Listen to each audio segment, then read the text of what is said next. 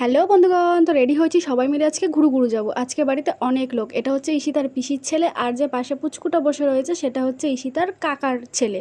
তো ওরা আমাদের বাড়িতে এসেছে, আজকে ঘুরতে যাচ্ছি আমরা, তাই জন্য বিকেলবেলা। এটা হচ্ছে রাজহাট মন্দির, তোমরা আমার ভিডিওতে এর আগে দেখেছো। রাজহাটে আমরা গেছিলাম ঘুরতে, অনেকবারই গেছি ঘুরতে, কিন্তু ওর কাকা কাকিমারা কখনো আসেনি। তাই এইবারে যখন এসছে তাই জন্য আমরা এলাম এখানে ঘুরতে। আর দেখো এখানটা মন্দিরটা চলে এসে, মন্দিরের ভেতরে যেহেতু ক্যামেরা করা অ্যালাউ নেই তাই জন্য ওখানে আর করিনি। তারপর আমরা বাইরে এসেছি, আর বাইরে এসে এখানে দেখো এরা এখান থেকে যাবার না, যাই হোক কোনো গরমে তারপরে ওদেরকে টেনে টেনে আনা হয়েছে।